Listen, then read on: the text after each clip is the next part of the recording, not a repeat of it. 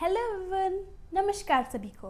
Welcome back to another video of smart education hub, जहां पर आपको हर रोज़ एक नई वीडियो मिलेगी।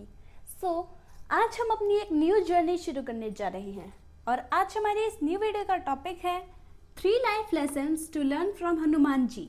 यानी कि हनुमान जी से आज हम अपनी ज़िंदगी के जीवन के 3 पाठ याद करने वाले हैं। निरअहंकार। निरअहंकार का मतलब क्या होता है? अगर इसको मैं इंग्लिश में बताऊं तो इसके कुछ वर्ड्स हैं: egoless, without pride, free from vanity. Ego मतलब क्या होता है? अहंकार। लेस मतलब कम, यानी कि जिसमें अहंकार कम हो। Without pride. प्राइड मतलब क्या होता है? अपनी शान दिखाना, तारीफ करना, मतलब तारीफ या शान दिखाना, और उसके बावजूद, विदाउट मतलब उसके बावजूद काम करना। फ्री फ्रॉम वैनिटी, यानी कि वैनिटी से मुक्त होना। अब ईगोलेस का मतलब क्या होता है? इसका मतलब होता है घमंड से मुक्त, यानी कि घमंड ना दिखाना। ईगोलेस का मतलब होता है घमंड ना दिखाना। विदाउट प्राइड का क्या मतलब होता है? विदाउट प्राइड का मतलब होता है निरअहंकारी होना।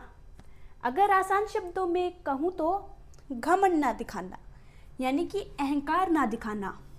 फॉर एग्जाम्पल, मान लो किसी कंपनी का एक CEO है और वो साफ सफाई करने वालों के साथ मिलकर अपनी ऑफिस की सफाई करने लग रहा है। ये तो आपने कभी नहीं सुना होगा ना, पर ऐसा इसको हम कहेंगे विदाउट प्राइड, बिना शान के काम करना। नेक्स्ट है फ्री फ्रॉम वैनिटी। क्या है? Free from vanity. इसका मतलब क्या होगा? इसका मतलब होगा अनप्रिटेंशियस, यानी कि प्रिटेंड ना करना, दिखावा ना करना या फिर एक्टिंग ना करना। मतलब ज़्यादा किसी के सामने एक्टिंग ना करना, अपने रूप, अपने पैसों वगैरह वगैरह ऐसी चीज़ों के बारे में ज़्यादा झूठा दिखावा ना करना। ओके, तो निरअहंकार। निरअहंकार कोई भी शख्स किससे सीखता है? उसका सबसे मेन आंसर, मेन रीज़न होते हैं हनुमान जी। ओके, क्योंकि ये ऐसे वानर हैं जिन्होंने कभी भी निरअहंकारता नहीं दिखाई है, कभी भी नहीं। इस पूरे संसार में ऐसा कोई भी नहीं होगा जिसने हनुमान जी से ज़्यादा निरअहंकारता दिखाई है। निरअहंकारता को हम समझने वाले हैं रामायण से। आपको भी पता होगा, हनुमान जी बचपन में बहुत ज़्यादा नटखट थे।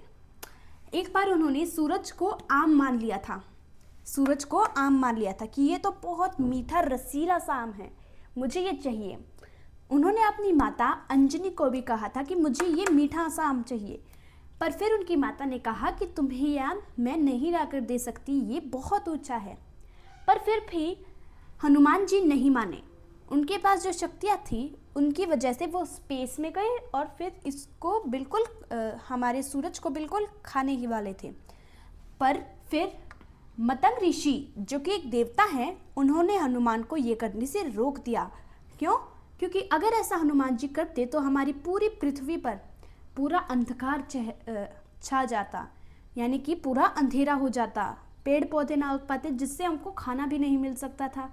जितने भी लिविंग बीइंग्स थे, जितने भी जीवित प्राणी थे यह धरती पर, वो सारे तो नष्ट ही हो जाते। इसकी वजह से मतंग ऋषि ने हनुमान जी को एक श्राप दिया कि वो अपनी सारी शक्तियाँ भूल जाएगा और समय आने पर वो उसको फिर से याद आ जाएंगी। और फिर जब वो सीता माता की खोज में गए थे तो फिर हनुमान जी को उनकी शक्तियाँ किसने याद दिलाई थी? जामवन काका ने। ठीक है, फिर जामवन काका ने जब हनुमान को ये सारी चीज़ें बताई कि तुमने सूर्य को आम समझ लिया था, इस वजह से मतंग ऋषि ने तुम्हें श्राप दे दिया था, तो फिर ये सोचकर अपनी सारी शक्तियों को ज्ञात कर फिर हनुमान जी ने जामवन काका से पूछा कि अब मुझे क्या करना चाहिए। अब यहीं पर आता है हमारा सबसे पहला लाइफ लेसन। अब सोच कर देखिए, हनुमान जी कितने बड़े ज्ञानी थे, कितने बड़े गुरु थे, खुद को मानने वाले थे, कितने मतलब बहुत ज्ञानी इंसान थे वो। और वो एक बूढ़ी से पूछने लग रहे हैं जिनका नाम था जामवन काका कि मुझे अब क्या करना चाहिए, जिनके पास इतनी सारी शक्तियाँ थी, जो कि पवन के पुत्र थे, पवन देवता के पुत्र थे। तो सोच कर देखिए एक बार इसके बारे में, कितनी बड़ी सीखने की बात है। कहते हैं जिस पहाड़ से हनुमान जी कूदे थे ना, वो इतनी शक्ति के साथ कूदे थे कि वो पहाड़ धरती से पूरे नीचे पाताल लोक में चला गया था। इतनी शक्ति के साथ कूदे थे कि वो ये जो पहाड़ है ये पाताल लोक में चला गया था।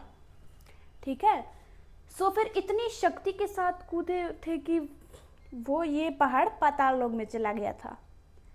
पहले फिर उनका सामना हुआ सुरसा से, जो कि एक राक्षसी थी। जब वो इस पहाड़ से कूदकर सीता माता की खोज में निकले थे लंका की ओर, तो फिर सबसे पहला सामना उनका सुरसा से हुआ था, जो कि एक राक्षसी थी।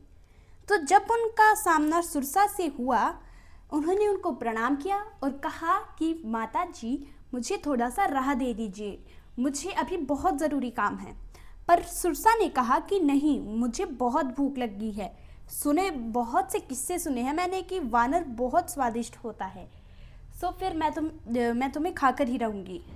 पर हनुमान जी ने कहा कि मुझे अभी बहुत ज़रूरी काम है, आपके पास तो समय होगा पर मेरे पास नहीं है, क्योंकि मुझे सीता माता की खोज में निकलना है। पर सुरसा नहीं मानी, उसने कहा नहीं, मैं तो तुम्हें अभी खाऊंगी। हनुमान जी ने कहा बस मुझे एक बार सीता माता से मिल के आने दीजिए, फिर आप मुझे आराम से खा लेना। पर फिर भी सुरसा नहीं मानी। फिर सुरसा ने कहा कि ठीक है, चलो तुम मेरे मुंह के अंदर से जाकर वापस बाहर आ जाओ, फिर मैं तुम्हें जाने दूंगी। यानी कि सुरसा ने हनुमान जी को चुनौती दी थी। पर हनुमान जी जैसे ही सुरसा ने अपना मुंह खोला तो हनुमान जी और बड़े हो गए और कहने लगे मैं तो तुम्हारे मुख में नहीं जा सकता। फिर सुरसा ने अपना मुंह और खोला, हनुमान जी और बड़े होते रहे। सुरसा ने और खोला, हनुमान जी और बड़े होते रहे। पर फिर हनुमान जी ने ये सोचा कि ये चक्र तो चलता ही रहेगा, ये सुरसा तो नहीं मानने वाली है। तो फिर हनुमान जी छोटे होते गए और छोटे होते रहे और सुरसा के मुंह से अंदर जाकर वापस बाहर निकल आए। तो यहीं पे ये एक और संदेश आता है। अब इसमें से आपको क्या संदेश मिलता है, क्या मैसेज मिलता है? वो है कि ताकत दिखाने पर हनुमान जी बड़े हो गए और बुद्धि दिखाने पर छोटे हो गए। इसी के साथ हमारा ये सेकंड लाइफ लेसन बन जाता है। तो फिर वो लंका के द्वार पर पहुंचे तो फिर उनका सामना हुआ लंकिनी से, जो कि उस द्वार की रखवालीदार थी और एक राक्षसी भी थी। सो फिर जब हनुमान जी का लंकिनी से सामना हुआ तो लंकिनी ने युद्ध की चुनौती दी और हनुमान जी ने उसको एक मुक्का मारा और वह बेहोश हो गई। और जब वो बेहोश हो गई उठी तो फिर उसने द्वार खोल दिया। हनुमान जी अंदर गए लंका के। उन्होंने अशोक वाटिका में सीता माता को ढूंढा और सीता माता मिलने के बाद उन्होंने उनको प्रणाम किया और कहा कि सीता माता, मैं बस ये देखने आया था कि आप ठीक है या फिर नहीं। और उन्होंने कहा कि श्री राम ने मुझको उनकी अंगूठी दी है ताकि आपको दे सकें। तो फिर सीता माता ने पूछा कि तुम कौन हो? उन्होंने कहा कि मैं तो बस राम का दूत हूँ, यही मेरा परिचय होगा। फिर सीता माता ने अपने बालों में से एक चूड़ामणि दी, ये कहकर कि श्री राम को दे देना। तो फिर हनुमान जी ने कहा कि मुझे थोड़ी सी भूख लग रही है, मैं कुछ खा लूं? तो फिर वहाँ पर अशोक वाटिका में सीता माता ने कहा हाँ खा लो। अशोक वाटिका में पेड़ पौधे लगे हुए थे तो फिर वो उनको तोड़कर खाने लगी। तो फिर वहाँ पर जो राक्षस थे, सैनिक थे, वो आने लगे कि उनको लगा कि सीता माता को ले जाने आए होंगे या फिर उनको हानि पहुँचाने आए होंगे। तो फिर वो जब आए थे तो फिर हनुमान जी ने उनको बस अपने हाथ से धक्का सा दे दिया और उनकी जान ले ली। तो फिर जब ऐसा हुआ तो फिर रावण को बहुत गुस्सा आया और उसने अपने मेघनाद को भेजा, जो कि एक बहुत बड़ा योद्धा था। मेघनाद अपने ब्रह्मास्त्र के साथ गया था, उसके अस्त्र का नाम क्या था? ब्रह्मास्त्र। सो फिर मेघनाद उसके साथ गया और हनुमान जी को रावण के दरबार में ले आया। तो फिर जब वो उसको दरबार में लेकर आया, रावण ने हनुमान जी से पूछा कि क्यों खाए तुमने अशोक वाटिका के इतने सुंदर पेड़ पौधे। हनुमान जी ने कहा, मुझे थोड़ी सी भूख लगी थी इसलिए खाए।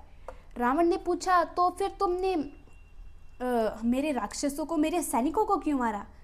हनुमान जी ने कहा कि मैंने थोड़ी मारा है, वो पहले मारने आ रहे थे तो मैंने भी उनको हानि पहुंचा दी।